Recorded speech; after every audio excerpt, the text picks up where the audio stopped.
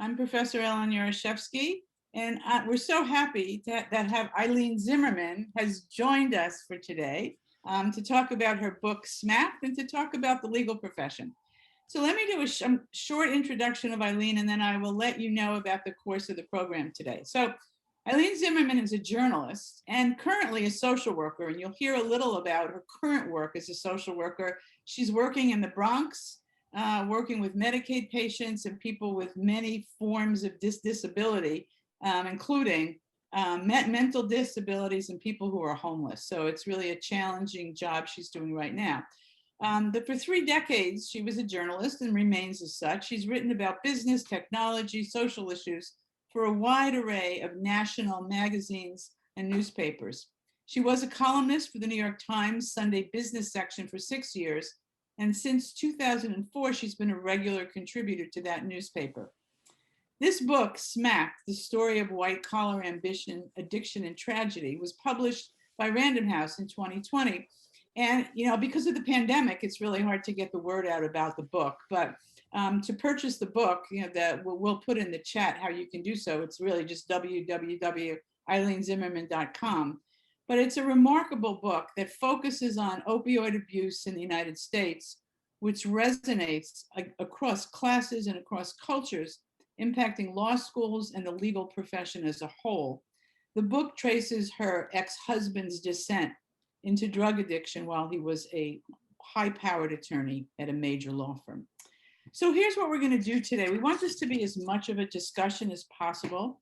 Eileen is going to first read from the prologue of the book, then talk to us for about 10 minutes, and then we're going to engage in a back and forth with questions. And I really encourage you to put questions in the chat. I will use your questions for purposes of this discussion.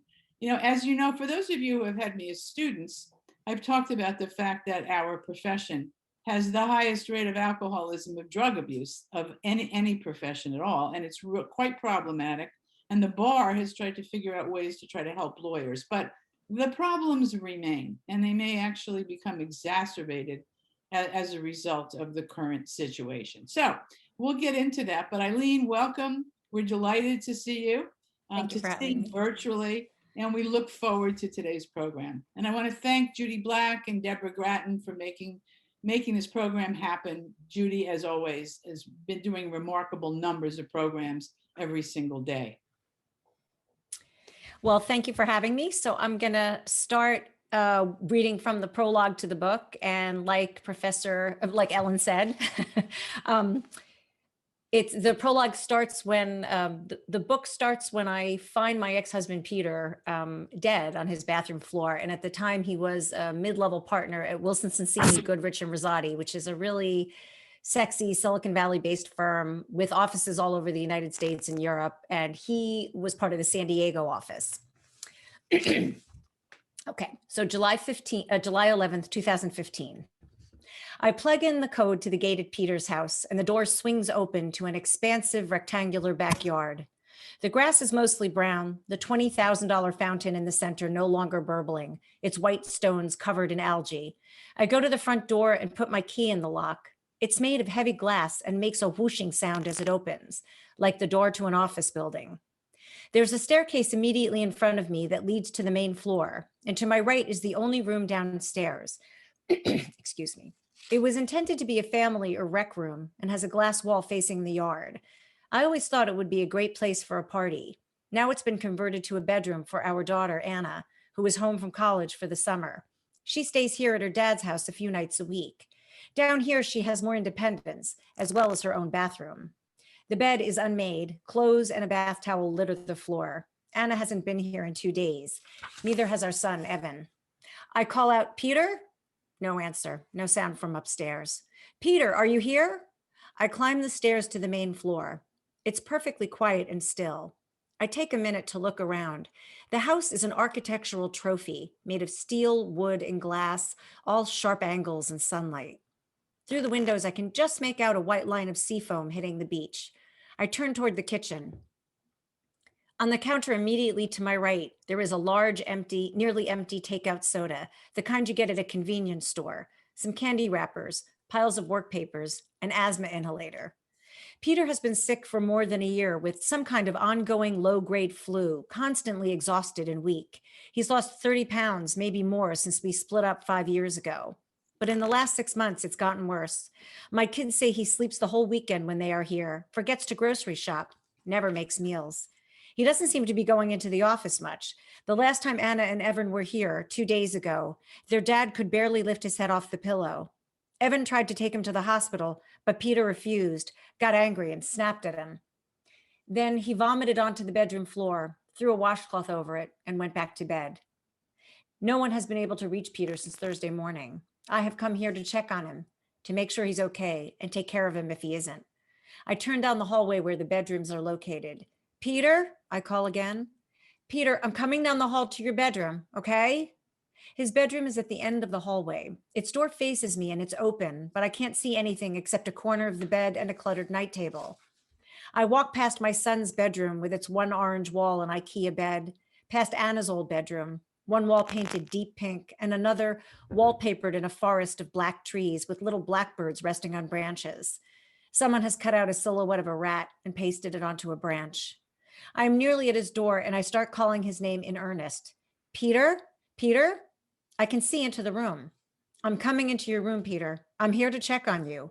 The covers on his bed are drawn back and I can see the crumpled white sheets. There are a few tissues on the bed with spots of blood on them. I'm starting to shake badly as I walk into the bedroom. Peter isn't in the bed, so I turn toward the master bath, and then I see him lying face up on the floor between the bathroom and the bedroom.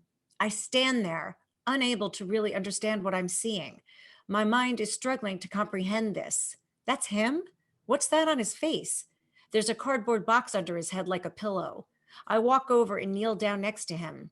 His right arm is bent at the elbow and resting on his chest, a gesture he often makes, even when he is standing up.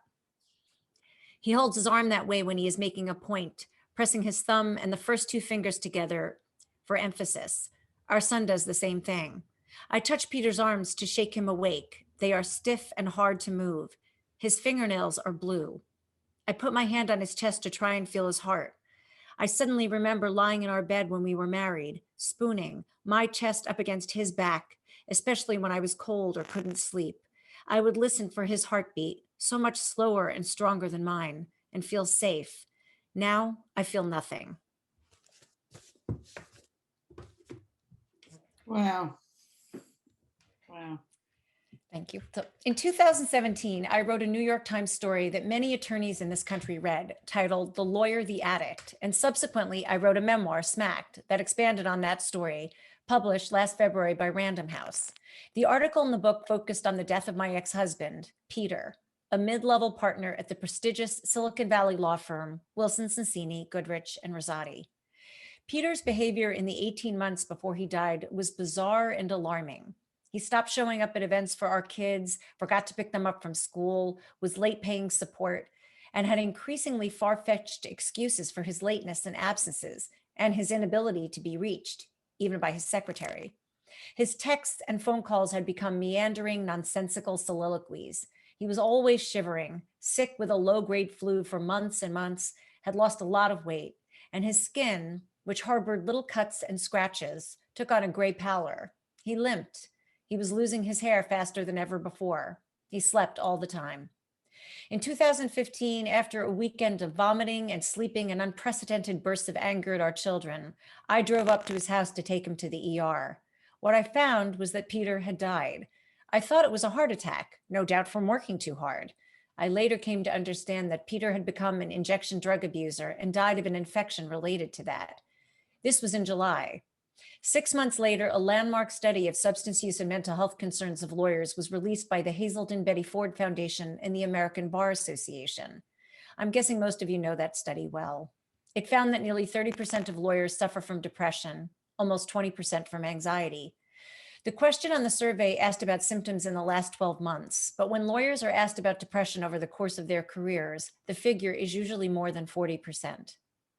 An ALM survey done right before the pandemic found that 31% of more than 3,800 respondents said they feel they are depressed. 64% feel they have anxiety. Both are up, not down, from the survey done in 2016. 10% said they have an alcohol problem, and almost 3% felt they had a drug problem.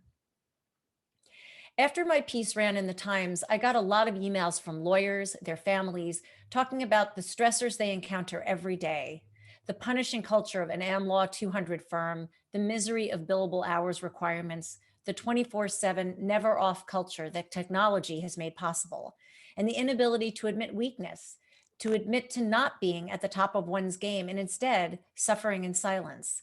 That suffering often leads to the use of a variety of drugs, from alcohol and Adderall to cocaine, methamphetamine, Xanax, and heroin.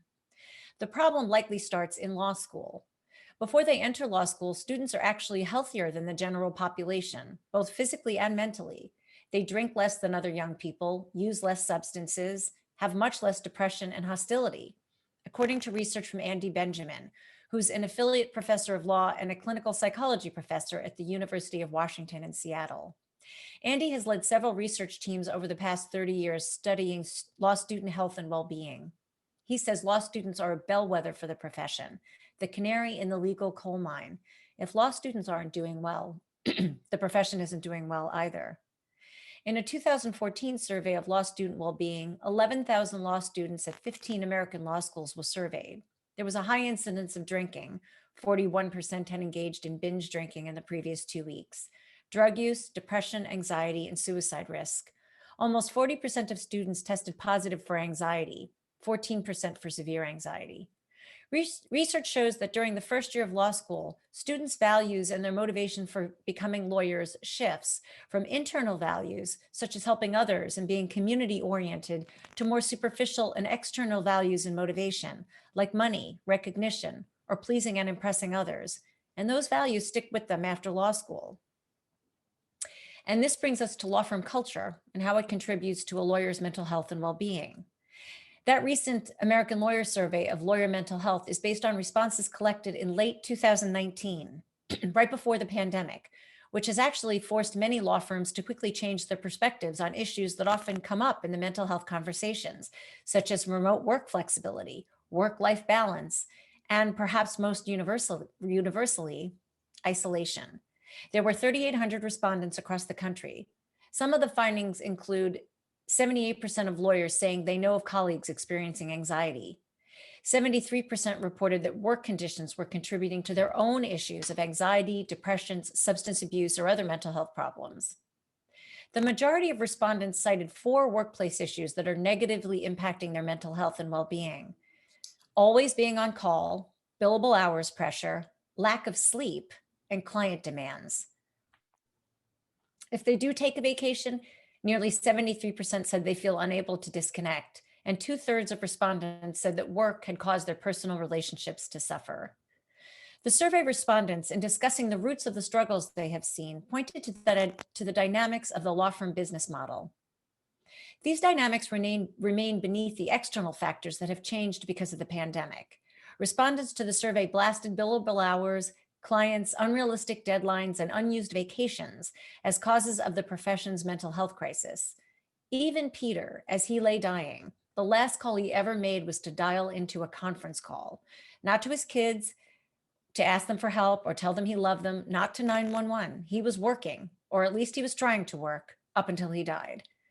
Among numerous multiple choice questions, the ALM survey asked respondents, what do you think needs to change about the legal profession to improve the mental health and well-being of its members?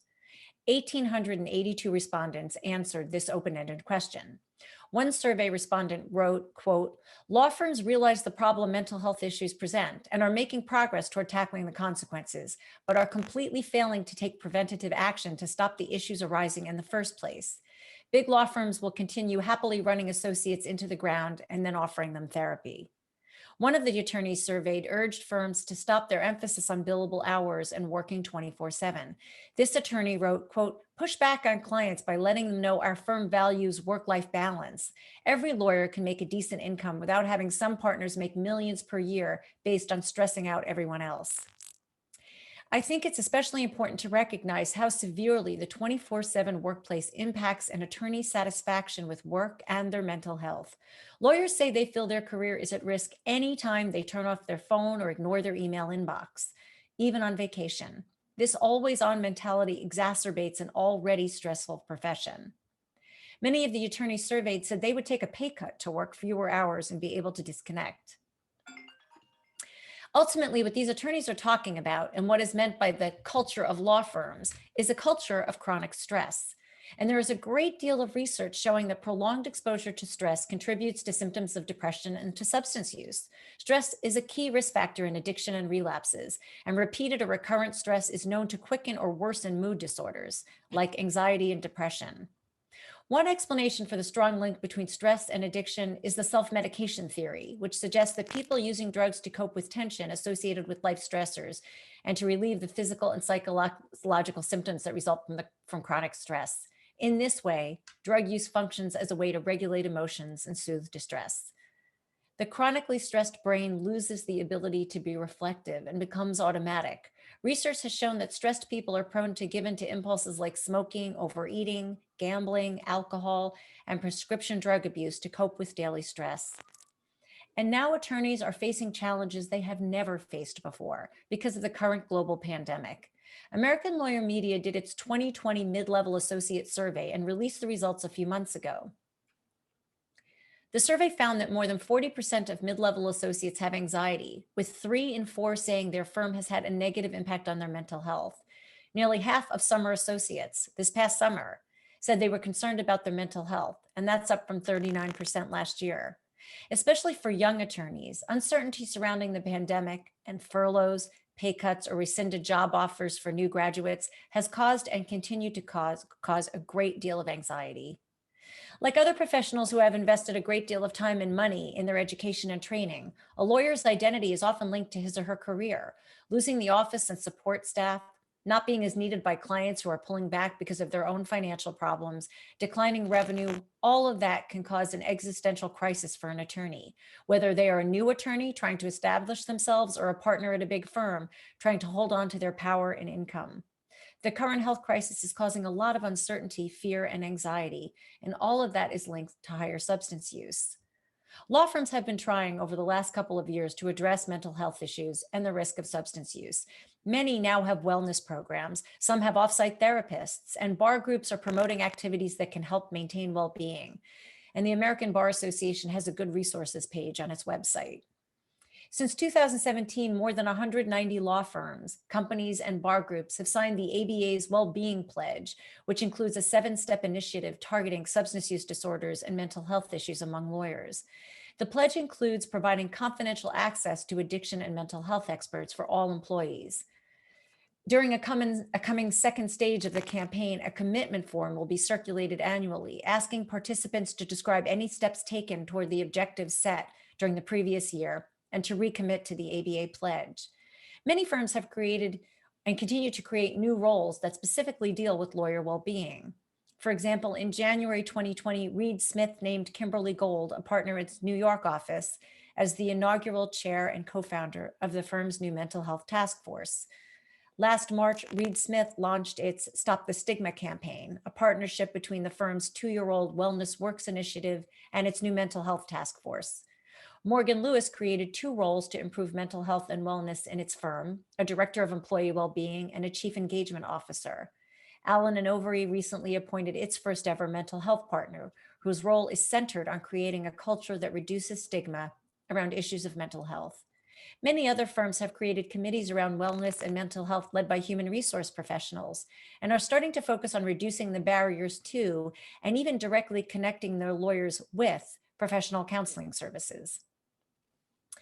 The National Task Force on Lawyer Wellbeing, which emerged after the 2016 ABA Hazelden study on lawyer substance use and mental health problems, issued a report in 2017 titled The Path to Lawyer Wellbeing: Practical Recommendations for Positive Change, and created the first annual Lawyer Wellbeing Week, which is the first week in May, and it started in 2020.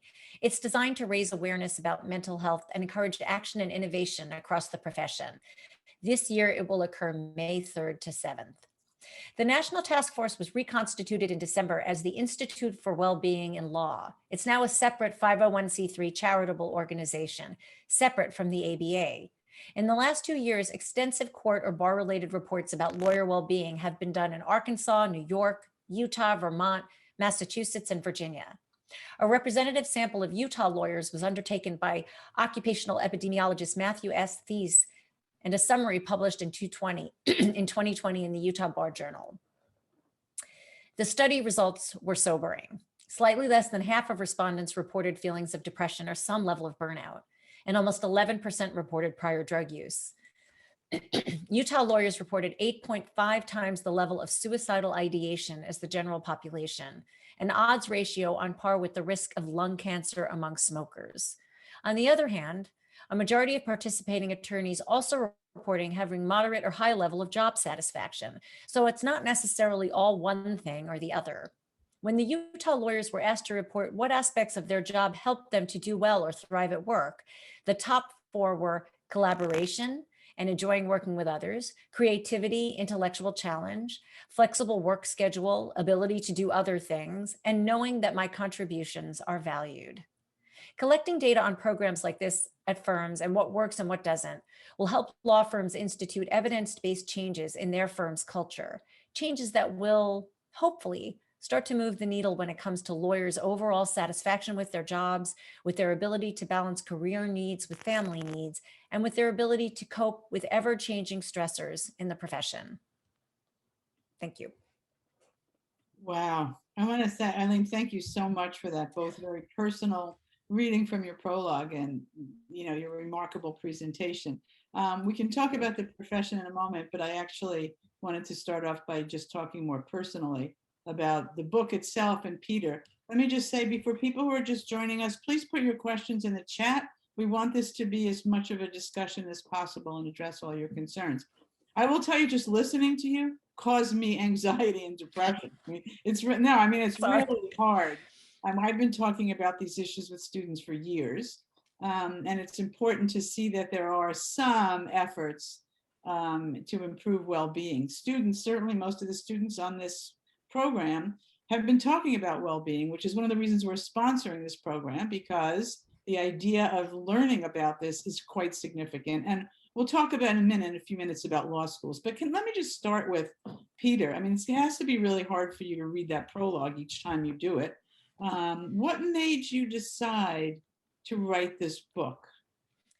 Well, I think the bigger decision for me was to write the story in the Times, because that story was seen by 2 million people. So, I didn't sell 2 million copies of the book, but and obviously a newspaper story, there's a much lower barrier to reading it. So that I knew that was going to get some traction. I didn't know how much it would get.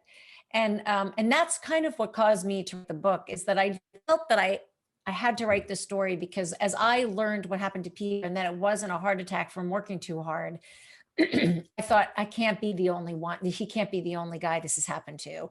And so I started poking around to find out for myself. I interviewed the doctor that did the autopsy, all kinds of stuff. And eventually, as a journalist, this picture began to emerge of a very, very stressed group of people that were looking for any way to alleviate their pain and suffering. And of course, that is not the only reason that led Peter down that path. He had other pre-existing issues too, but certainly work was a huge factor, I think, in his dissatisfaction with life and his feeling that he had no choices other than the choice he made. So knowing all that, I thought, I think there's a story here. And I talked about it with an editor of mine at the Times, and she said, I think that would be a really powerful story and a useful story. And I talked to my kids and I said, if we don't do something, then it's like Dad died and that's it. And I have to say, Wilson is a very powerful moneyed firm. And within 10 days, every piece of evidence of his existence was kind of erased. There was a nice obit up for like 2 days. That was gone. Didn't say the reason for death. And then all of his work was parceled out. Within a week after he died, all of his belongings were sent to his house, packed up. His office was cleaned out, his secretary reassigned. And I said, it's just like they're going to roll over his dead body and nothing's going to change. And it felt like I had the power to say something. And so I ought to. I felt a moral obligation to say something. And so I did in that piece. I wrote only about the law profession and Peter. And that started, I think, the conversation we're still having today. I feel very gratified about that. I think a lot of people read it. Every lawyer I know read it, and it changed a conversation or started a conversation. And I think and then right after that, the ABA Hazelden study came out. And I think the two things together kind of forced this pivot in the profession to look at these things. And after that, after the piece in the Times came out, I got a lot of email from readers who were lawyers, their children, their spouses, their parents, some who had drug addictions, a lot who had alcohol addictions, and divorce, just tons of problems. And I thought, I think there's a book here. I think there's something bigger to say, more than I could say in a 4,000 word article. And that's what led me to write the memoir and to be honest about what happened to Peter and to my family, and then do some reporting about what was going on with professionals and drug use. I will say it was a very important article. I'm among the people who read it. Thank you. No, it's really important, and it really catapulted us to where we are now, which is talking about this more frequently. Bar associations recognizing that lawyers have alcohol and drug addiction problems, and rather than treating it as cause for disbarment, instead looking to ways to help lawyers. But before we go there, can you tell us a little more about Peter? Because I think, why didn't people at his law firm recognize this or know? Are there other people there who are also doing drugs? Tell us more about his background, if you know it. Well, I don't know if other people there are doing drugs, but I would imagine he is not. I know he's not the only person. I mean, there were certainly plenty of people that drank too much, and they had their share of happy hours on Friday nights. So it was very much a part of the culture. I think there was quite a bit of cocaine use, just recreationally. But I think people in the firm did see what was happening to some degree, but I think there was either this disconnect that either it can't be, he doesn't look like a drug addict, quote unquote. And also he was still billing. And I think it's really hard when he was billing hours, they're going to stay out of his business. I think he stopped billing hours and he stopped showing up for work. And when I was at his house the day he died, I write in the book, his boss showed up. I don't know how he knew. He said someone in the neighborhood called him because he saw activity around Peter's house. I find that whole thing hard to believe, but there he was an hour afterwards. And, he worked very closely with Peter, and there were a few other attorneys, associates that worked very closely with Peter. And I know were wondering what the heck was going on with him. He had made some big mistakes for big clients, and he blamed it on other people. I know somebody he worked with that was up for partner that year wound up not becoming a partner, and they are not a partner to this day because of this mistake that happened with a very big pharmaceutical client. And it was because Peter didn't show up for some big thing. He was sleeping, he was high, and he was sick, really sick. So I think they didn't see it because of their own biases. It was the same reason I didn't see it. I thought, maybe he has cancer, but he would have told me. Could it be AIDS? Does he have an eating disorder? Does he have a cognitive problem? Is he bipolar? Instead of seeing all the signs of drug abuse right in front of me, I just figured, well, they don't happen to people like Peter. And I think for the most part, most of the people at his firm figured, well, it can't be that. And if it's something more serious, we don't want to ask him. I asked the managing partner of the office at the house when he died, why didn't you pull him aside and ask him what was going on? Because he admitted that he might have lost his job had he stayed there. Things were so bad. And he said, we don't get into each other's business. He said, we don't do that, And so writing the story for the Times, I thought, well, maybe this will change that, because somebody should have pulled him aside and said, I don't know what's going on with you, but I have the feeling you're struggling with something and I want to help you. And I'm here if you want help. But I think Peter thought if he were ever to ask for help and admit that he needed treatment, they would have abandoned him in a heartbeat. I don't think they would have. I think they would have helped him. He was a really good lawyer, but I think he felt that way, that he would be cut off, he would be disbarred, he'd never work again, and I think he just wasn't going to admit it. So isn't part of that the fact that our society has such biases about drug addiction? I'm wondering if you could talk about that. Yeah, we all do. We have our implicit biases about what we believe someone with a drug addiction looks like, and what we believe they don't. I believed someone struggling with an intravenous drug addiction, somebody that would put a needle into their vein, is somebody who was in very bleak circumstances. And that inevitably meant someone that was homeless, on the side of the road with a cardboard sign, mentally ill.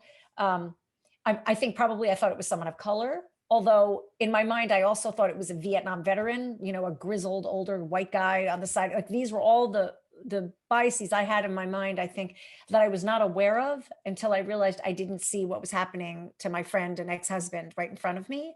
And then I realized, like, oh my God, I have a lot of biases. I am this person. And I think we don't. I think we see it as people in very bleak circumstances. do not see people that are wealthy and well-educated and white and living in houses on a hill with a view of a beach, and making $1 million a year, we don't see those people as quote unquote drug addicts. I mean, I have to admit, for me, I thought, why on earth would he turn to drugs? In my mind, he had everything he wanted. He had 2 great kids. He had that dream house he wanted. He had the ability to date anybody he wanted. He had all kinds of stuff he wanted, but obviously I was mistaken about that. And Peter was too. So how much of it do you think that, which is his drug addiction, was because of the pressures of law practice? It's hard to know definitively. I think, Peter was adopted. He was adopted when he was 4 months old. So he was in a foster home for 4 months. And those early months of an infant's life are so crucial to who they're going to become and how they attach as they get older. And he was in not an abusive home, but he just wasn't held much. There was just a lot of babies, I think, in the home. And then he was adopted, and his family were evangelical Christians. And although they did love him, as very much, there was also a real feeling in the family that Jesus came first, and then everybody else got their love, and he definitely, I know as an adult, always felt very keenly his adoption as opposed to his biological brother and sister. And I guess those play into what he became. But then the practice of law and being in law school, there's this unrelenting pressure. He felt he never had another life that he could kind of go back to. He couldn't really be present with his kids. He tried, but he was so tired and he was so stressed out and he was so worried all the time about work that it got to the point when I understood what he was doing recreationally with drugs. He would basically get high for 12 hours. He would be with, friends, women, whatever. So there's this you're working all the time. And then you have this 6 or 12 hour period where you're just high and doing all this crazy stuff. And then you're back to work. And I think he thought that was a way to recreate. I did ask somebody that used with him that had eventually gotten themselves sober and wasn't in touch with Peter anymore. And this person told me, I said, why did you guys start? And they said, we thought it would be fun. Who thinks that would be fun?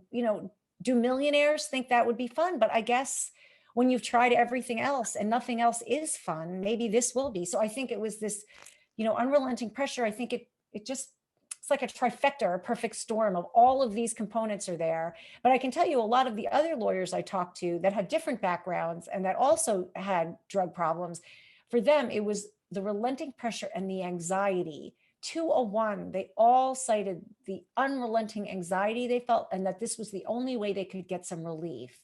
Because when you take an opioid, it relieves pain, but it also relieves a lot of psychic pain. So you're not anxious anymore. You take benzos or you take Adderall.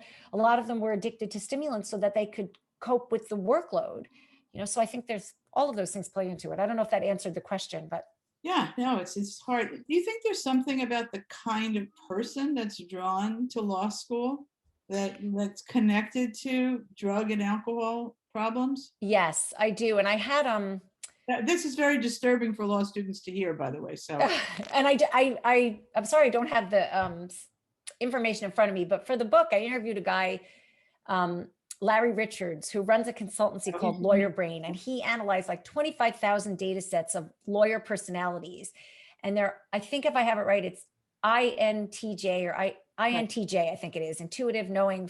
But this personality type is the least common in the general population, and it is considered a negativity mindset.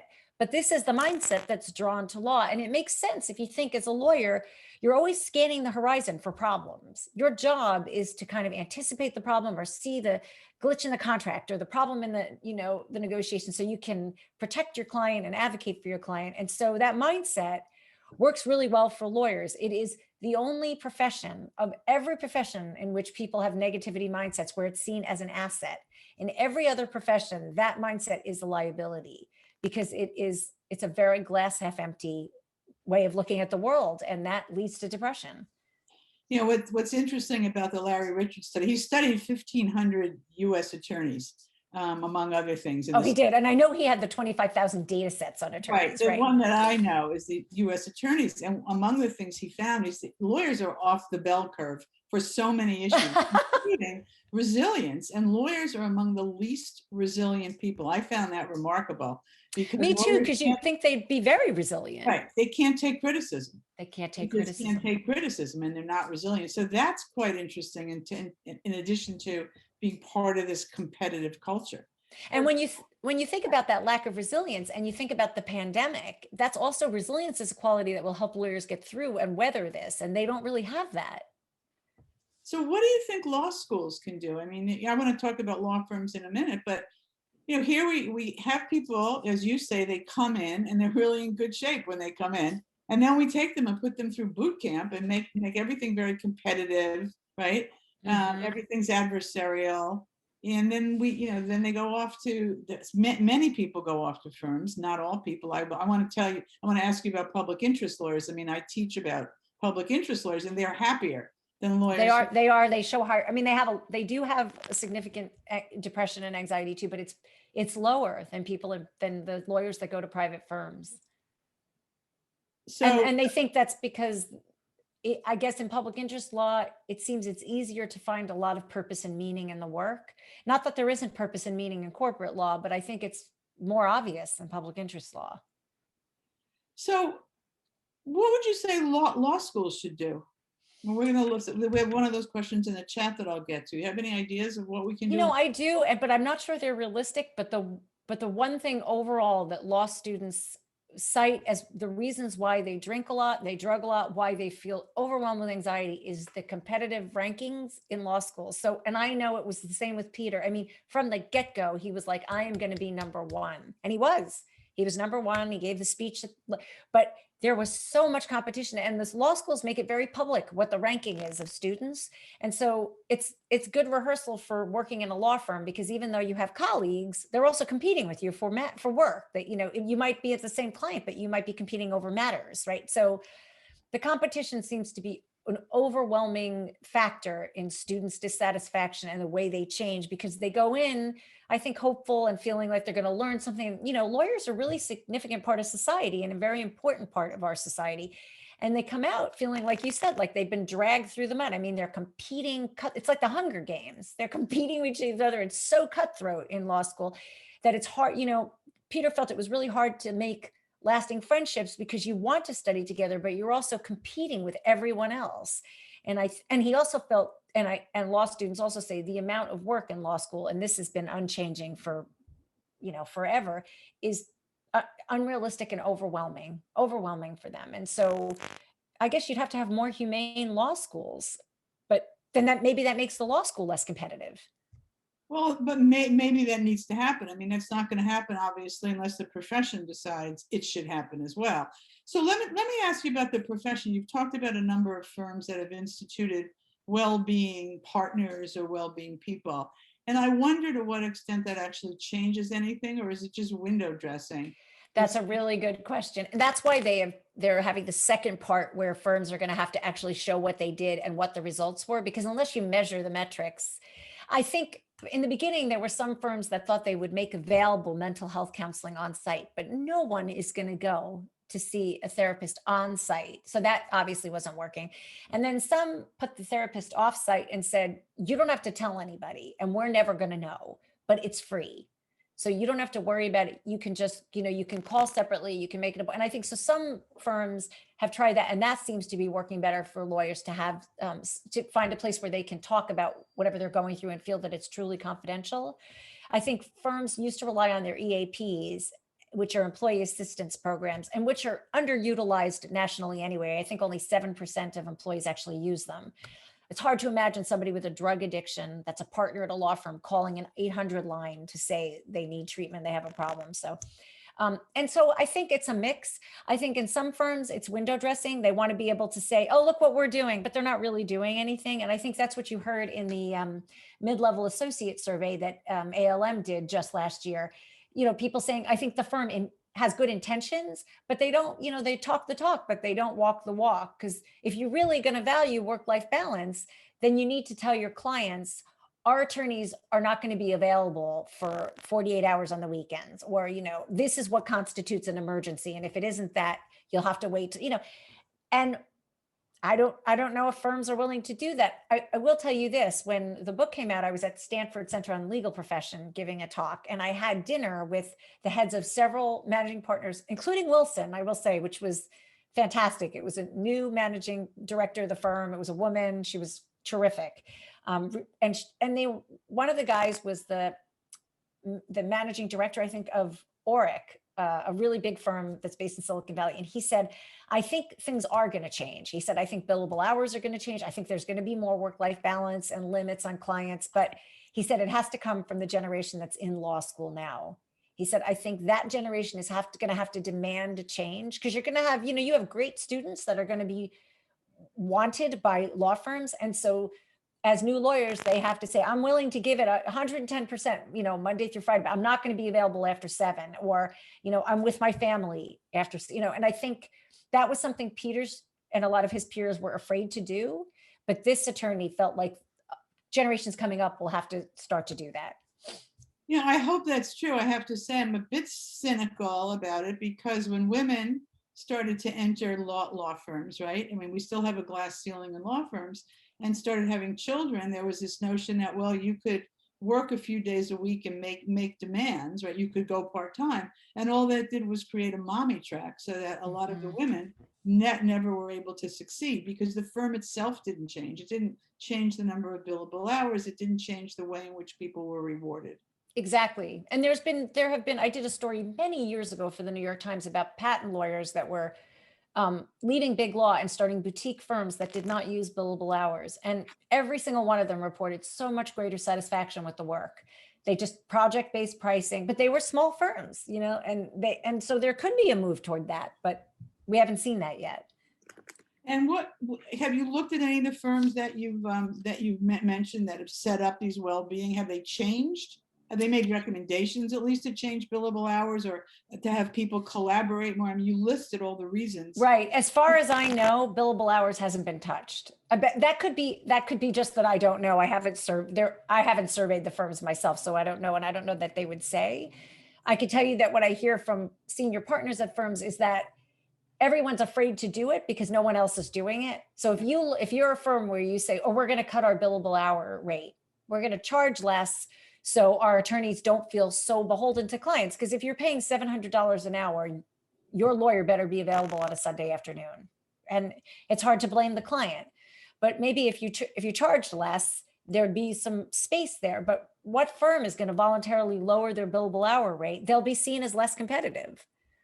But if 10 firms got together, exactly, right, then we might really be. Exactly. And that's what I understand is there needs to be like an industry-wide decision that this is going to be, that you're not going to compete on that anymore, right? And I think that would be an amazing transformative moment for the legal industry. There are numbers of law students now, mostly from the top 10 schools around the country, who have gotten together to demand that certain law firms not take on Trump lawyers, right? Not on Trump cases. So they're starting to make demands in terms of, I'm not going to come work for your firm unless, and right. Fill in the blank.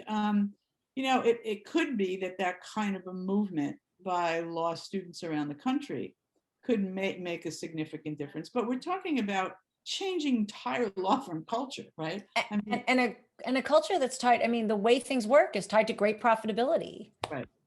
So what about one of the other proposals is why do partners need to make several $1 million a year, right? You could reduce the amount of partner take every year, the partner share, and just hire more lawyers. And then people would have to work less, and then it wouldn't be everybody taking weekend calls. What about, do you know of anybody suggesting? I don't. I think that's a fantastic idea. But and how law firms traditionally worked is you'd have people, the senior partners were having a huge take, and it was almost like the firm was top heavy. And so the compensation of others down the line were affected because these lawyers took such a huge share. And I know there are younger attorneys I interviewed through the book that said the same exact thing, that they felt like it's completely unfair the way it's set up, and that these guys don't do that much, or these men and women, but largely men don't do that much work. They're getting all this money. And I think that's a great idea. I just think whenever it comes to cutting compensation or cutting something that's going to cut into revenue for someone, it's very hard to make it happen. But I do think you make a good point. I think if young attorneys, especially attorneys that are very coveted, like you said, coming out of these top law schools or whatever, say like, this is my demand. I'm not going to work without this. I remember Peter feeling floored that young attorneys at Wilson would look at him and think, I don't want that. If that's what partnership is, I don't want it. And I'm leaving at 6. And he was galled that they would leave at 6 p.m. and he would see them go.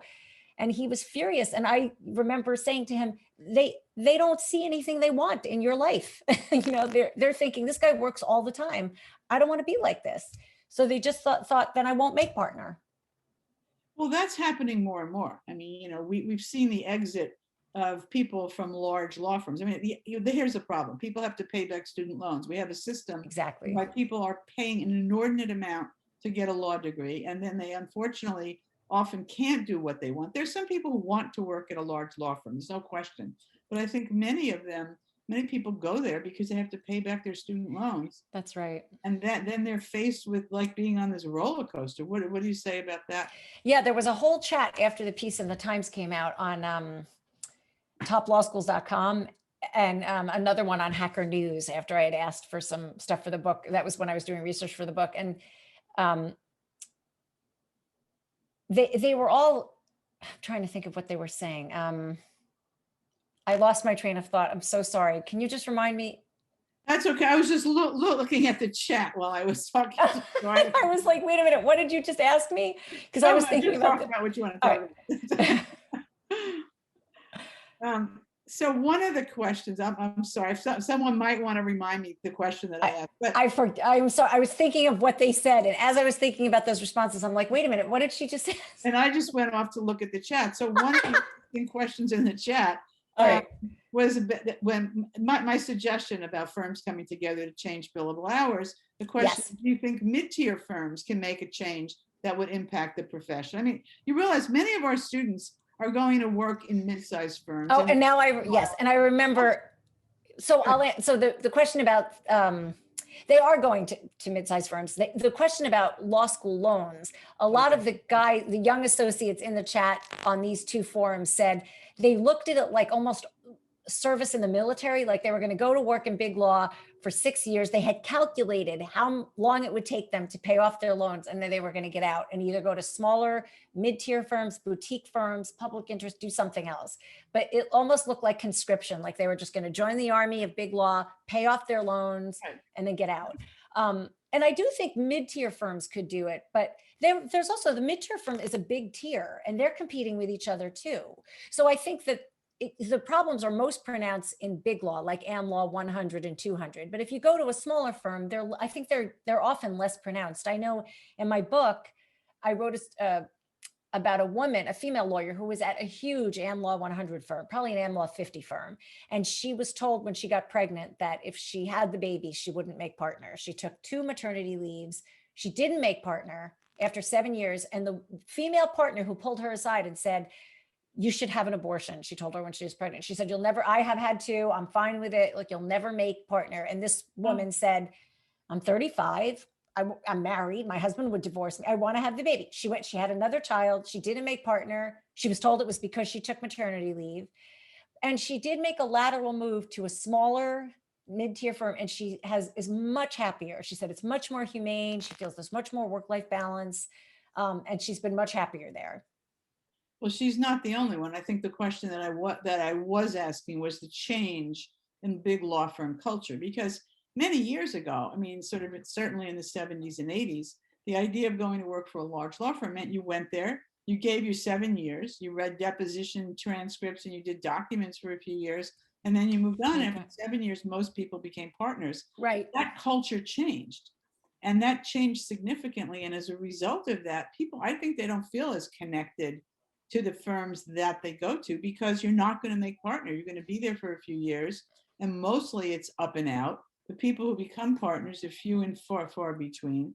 the story that you told about the woman was told basically to have an abortion, become She a was part of it. literally It's told that. shocking. It's Yeah. real, it's shocking, but And this isn't 30 years ago. She was told 5 years ago. right. No, it Yeah. hasn't changed. But many people, are leaving large firms to start boutique firms.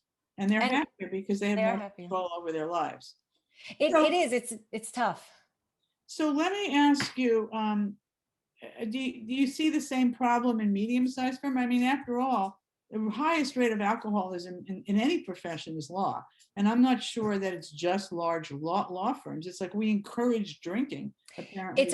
Alcoholism especially has been a huge part, and that's part of the ABA's like well-being pledge is firms have to pledge to reduce alcohol at events and not make it a central feature of social events. I mean, that used to be the big bonding event. Summer associates would go on a booze cruise, or they, go to these boozy baseball games. Like I remember all of that. I was a paralegal at a firm for 2 years in the World Trade Center in the 80s, and the summer associates, I mean, they were drunk the whole summer. Like, it was just like unbelievable. They did no work and they just drank constantly. And we used to joke about it, the legal assistants. But I think there has been an acknowledgement that they need to lay off the alcohol at events. But I don't know as much about mid-sized firms. I do know that the most unhappy lawyers I interviewed were at very big firms. So I don't know, does that correlate that people at smaller firms are less unhappy or drink less? You're right. There are people with alcohol problems and drug problems at all levels of firms. For instance, I interviewed a woman, this is after the book came out in Kentucky at the Lawyers Assistance Program. And Kentucky's law firms are mostly smaller firms. They don't have a lot of very large firms. They're maybe mid-size and then much smaller, a lot of sole practitioners. And she said they have a huge problem, as Kentucky does, with opioid abuse and alcoholism and a lot of drug abuse because there's a lot of financial pressure, even in small firms. So, I don't know. Have you looked at business? Because I would think Silicon Valley people in business, they're also under great pressure. They're not as they're not an adversarial culture, but I wonder whether the rates of alcohol and drug abuse are comparable. Yes, I did. I have information. I looked at technology, medicine, law, and finance. And in technology and finance, especially in technology, there's a lot of cannabis use, especially among developers and people doing programming, because they feel that it's very monotonous work. And so they smoke weed all day and they feel like they're relaxed and they're creative, but it creates,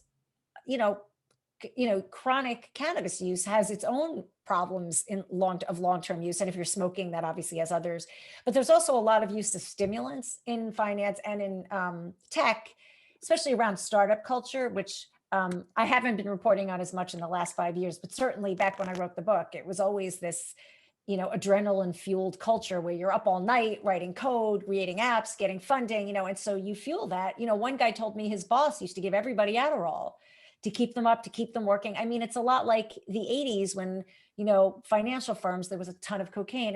And by the way, cocaine has seen a huge resurgence in the last few years, the most use in 10 years, I think, a year ago. So I don't think it's just endemic to law. I just think law has a very high percentage of, especially of drinking, but also of depression, anxiety, and suicidality. I'm saying that right. So thank you. One of the many questions in the chat. One of them is the fact that in law school, we don't really prepare people for law firm life, right? We talk about the profession, and I mean, I teach the profession. I teach lawyers ethics, which, I talk about it as a conflict between being professionals and being in business, right? It's both of those things. Mm-hmm. And so the question is, when you go to a law firm, first and foremost is bringing in business, right? We do marketing. People are taught how to market. And law firms are more interested in this than, she said, an intelligent attorney. I'm not sure that's true. I think most of the people who go or in law school are intelligent, right? But it's about the money. Mm-hmm. Can you see it? Can you see any change in that? You mean, is there going to be a change in like can you change, can this profession change so that it's less all about the money, and therefore that would reduce pressure? Yes. I mean, it's unique in that way because it could be about so much more than the money. But I mean, in my experience being married to a lawyer and being around lawyers for 16, 17 years, is it always felt like their conversations were about compensation. I mean, I think, for instance, Peter did a lot of work that he did find interesting. It's just he used to say the work is interesting, but there's too much of it. There's too much of it for me to enjoy it. I'm just slamming stuff out because I don't have time. He was a scientist and he was working for big pharma. And so some of the stuff, some of the patents were very interesting to him, but he didn't really have time to like enjoy the intellectual part of it, because it was like bill, get to the next thing, build your book of business.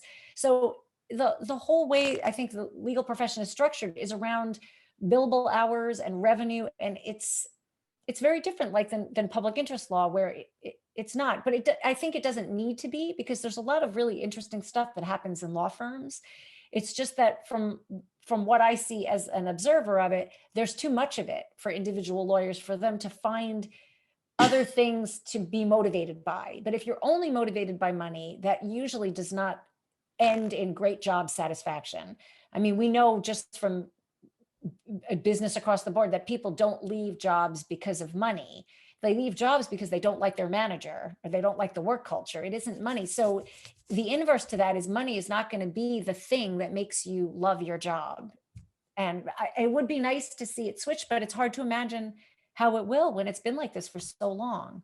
Well, and it's also you're serving other people. And if the people you're serving want something from you, right? You have to be able to charge for that. I mean, look, it's not as, I mean, law firm partners are making a lot of money.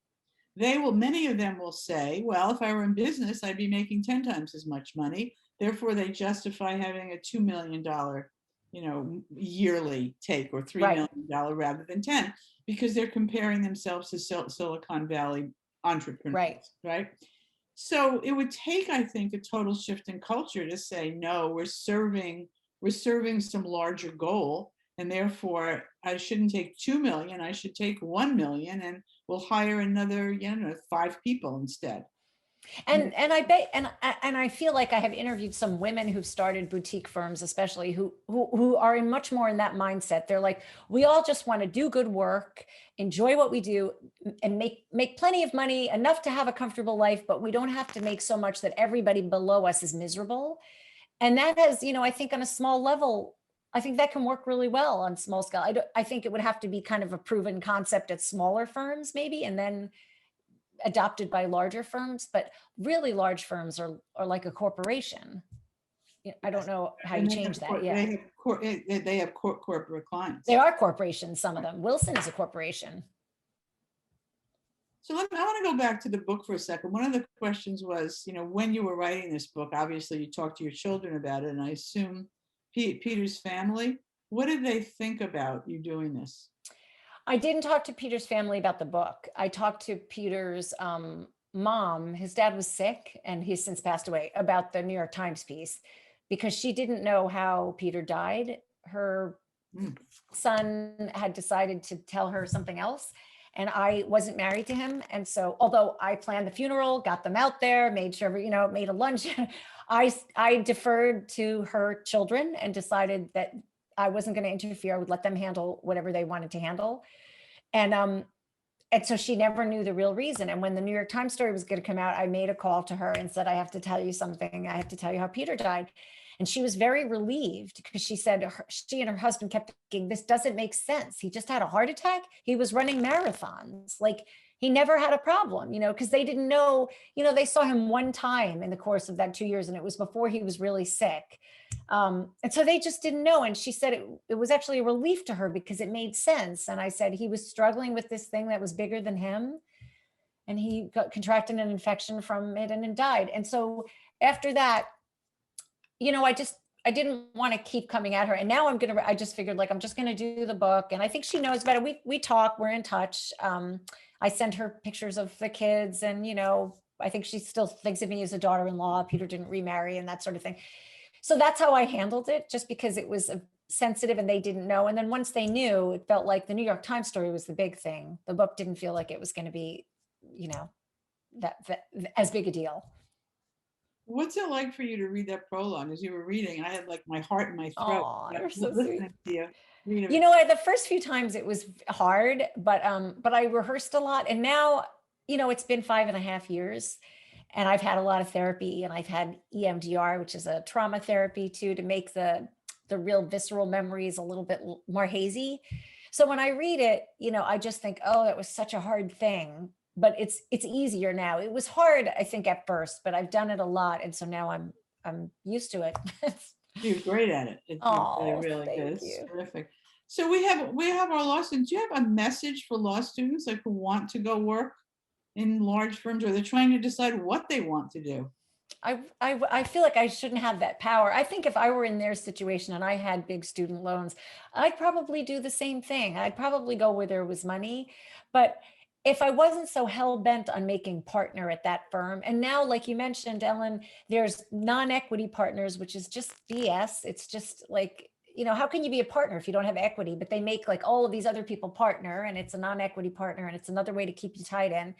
I think I would probably just go into it with the mindset of like, I'm here to learn and I'm here to do good work and to pay off my student loans, and then I'll make a decision. I think for people like Peter, there was this clear path and he was not going to deviate from it. He was going to work in big law and he was going to be a partner. He wasn't going to consider going in-house as counsel. He wasn't going to consider other opportunities when they came their way. He wanted the money and the power. And he told me that when our marriage ended that night. I said, why wouldn't you listen to me and go in-house? Like, because it was part of the reason why our marriage didn't work, was that he was never there. And he said, I'm more ambitious than I thought. I want to be a partner. I wanted to be a law firm partner. Why did he want to be a partner? The power, the prestige, the money, all that stuff, right? And it all played into, I think, who he was. Like, you could never praise him enough. You could never thank him enough. Like, there was just this yawning hole in that guy, this need for validation over and over again. Not everybody's like that, but there are people I know, I can think of now, that worked with him that were similar. Like that pat on the back from his partners felt better, I think, than anything we could give him. Maybe not better than his kids telling him they love him. And I'm sure, I know he loved them very much, but he needed it. And to him, it meant like, I guess it would be like me winning a Pulitzer Prize or the National Book Award. Like, the thing is, I'm okay with who I am and the work I do. I think it's good. But for Peter, he needed it. And I think a lot of people, he felt like, he was he was like a big deal. He was a partner at Wilson. Like, that was his whole identity. Well, it's not just him. I mean, the problem is once someone dies of drug addictions in secret, it's easy to say, oh, it's just him. He's different. I'm not. Oh, yeah. No, I don't think it's just him. Right. No, I know you don't. I'm just saying other people do. But one of the discussions I've been having with people lately is the extent to which being a lawyer is your identity. People Exactly. say, I am a lawyer. They don't say I work at law or I work in a law firm. I am a lawyer. And once you can stop saying I am a lawyer, that's not what you are. You're many other things too. It's your work that you do, but because it becomes so much part of identity, it's really easy to get tripped up and engender all the problems that you're talking about. And in fact, you saw that in the pandemic, because I did a story about professionals using and abusing during the pandemic. And I interviewed the heads of 2 lawyer assistance programs, and they have these webinars where they'll say anxiety and substance use, and, in this time. And they said normally they'd have webinars like that and they'd have like 50 lawyers came. So in New York, they had 700, and in Kentucky, they had 500. And one of the biggest issues among lawyers was that their business had stopped and they didn't know who they were anymore. They're like, I don't have any work. This is who I am. And it was mind blowing and this existential crisis for them. And so I think you're right. I think we tend to do that in this country. We ask people what they do. And also, being a lawyer, even though it's much maligned, it's also greatly respected. I mean, every Jewish mother in my family is like, oh, if you would have only gone to law school, like, my father was so proud of Peter because Peter was a lawyer. So there's a lot of prestige in being a lawyer. And I think it's easy to identify that way. Well, especially a first generation lawyer. I mean, I'm one of those people as well. And so, yes, you get a great deal of respect. But then to say this is who I am, rather than this is what I do, it may seem like a very small shift, but I don't think it is. I think once you stop saying this is what I am, it makes a big difference. I think it could be significant. Yeah. One of the great things I think about Hofstra compared to, say, the top tier like Columbia or Stanford is it doesn't have as great of an emphasis on going to large law firms. I mean, I've taught at these other schools, and it's very hard to find people encouraged to do anything other than big law. That Because, is absolutely true. Yeah. and so the good news here, I think, for people is that hopefully there are options to be considered. And it's not second tierism to consider other options. I mean, if you teach at a place like Columbia, the students who choose to do something else are treated as if they're other. And I Right? spoke there, and same at Stanford. And the questions I got at Stanford, I mean, a lot of them were women saying, I don't know what I'm going to do. Like, I want to have a family and I'm afraid I'll never, like they just felt like it would be failure. And I think instead, it's such a quality of life decision. I mean, like you said, what do you want to practice? What do you want to spend your days doing? Being a lawyer is beside the point, right? You already achieved that. Well, except that if that's what you're doing 24/7, it's not like you have a lot of time to do anything else. That's true. So you should I imagine though that it's even more important than that you decide what's the most important thing to me, right? Let me ask you, are there data breaking down drug and alcohol addiction by gender and race? I mean, because you think the people who have had to be more resilient in life are women and people of color, and then of course women of color, right? Are probably, I think, culturally the most resilient. Group. Are there any studies like that? Not that I have found, and I haven't been continuing to do research, but up until this point, I haven't found any studies for the legal profession that break it down by gender or by race. I can tell you that when I put out calls for people to talk to me, I did it on Hacker News, toplawschools.com, JD Underground, all these.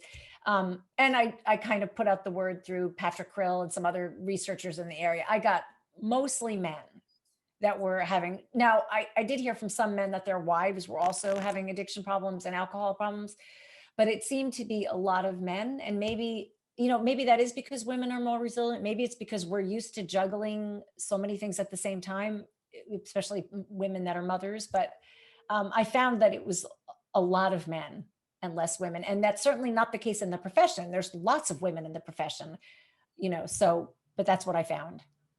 That feeds into, I don't know if they're biases or not, but my ideas of what's really going on out there. Exactly. Maybe it's just that women are far less likely or they're just not going to come forward. So if law students wanted to get together, you say, and change something in law school, do you have any concrete suggestions? Somebody suggested stop having happy hours. I think that's absolutely, I think that law schools shouldn't have alcohol at events. I mean, if students want to drink, they can drink on their own. But I think when the law school puts it at front and center in some sort of a social event or a reading or a, meet the dean happy hour, you're implicitly endorsing that. And that's not a good thing to endorse in a profession that's really high pressure. And when alcohol is a way to let loose, it's also a depressant. So you have a bunch of people with a negativity bias, a negativity mindset, drinking, which is a depressant. It's not good. I think that's an excellent suggestion. And a lot of law schools are supposedly trying to disconnect alcohol from social events. Well, we're trying. I must say I'm one of the people who fight back against that because I think, come on, can't we just have an event with something other than Coca-Cola? Which isn't very good for you either, but yeah. Oh, I understand. The seltzer, so whatever. That's so funny. No, it is, but it's just like, why not? Why can't we just but someone said, well, instead of doing that, why don't you have a yoga session or why don't you have something else? But I think or mindful, there's a lot of firms that are having mindfulness and meditation and they're building it in and they're telling lawyers you have to go. Like everybody's going for 10 minutes or 15 minutes in the morning. Some firms do it so that those that go don't seem to be shirking. And they're like, we want everyone to try this, And I mean, I don't know how easy it is to get lawyers to do that. I have a feeling it might be easier to get law students to do it if it became part of the curriculum. I mean, why not teach stress management or why not make, you teach ethics, professional responsibility. Why not, at Mark Rabel at University of North Carolina or Wake Forest, I'm sorry. He said he teaches his students a 30-minute meditation that they work up to 30 minutes from 5. And he said, and he teaches them a gratitude practice, which sounds hokey and woo-woo, but he said it's the thing that sticks with them is the 5 minutes of gratitude at the end of every day, because that has been shown in studies to help people feel more positive and be more resilient and things like that. So maybe just a practice that enables you to have some balance in your life, some mindfulness, some appreciation of what you have. In leadership courses, they Oh my gosh, yeah. incorporate that kind, and we have a leadership course now, but that's an important aspect. Well-being becomes front and center of leadership. And lawyers aren't usually taught how to be leaders. I think Deborah Rode, who passed away, but she did a lot of work on that at Stanford. And she said they need to learn how to, I mean, I had so many lawyers tell me about partners that were screaming at them, throwing things at them. Like, Right, you don't manage that way. right. And lawyers are not managers, but it's They're not. they get promoted just because they're the best lawyer. Exactly. Or perceived to be, then they become the manager and they don't know how to do it. They don't know how to do it. Right. A year and a half ago, we sponsored a conference called Leading Differently Across Difference, which is to say, we're really trying to break through the barriers of leaders being mostly white men, right? Like, why don't women and women of color, in particular, men of color, get promoted in the same way as leaders? And what do we have to do in law schools to change that? And Gosh. certainly, mindfulness is part of it. Implicit bias is all part of it, but they're what people think of as sort of the soft skills. Mm-hmm. They're the skills of social emotional development Totally. probably are more important. Do you want to talk about that for a bit? The importance of those? Yes, and lawyers across the board tend to lack those soft skills. So there's like this emotional intelligence that's often missing. I mean, I think it's the reason why people felt they couldn't take Peter aside and into an office and say, listen, I care about you. You're my colleague and you look like you're really suffering. Do you want to talk about it? It's between us.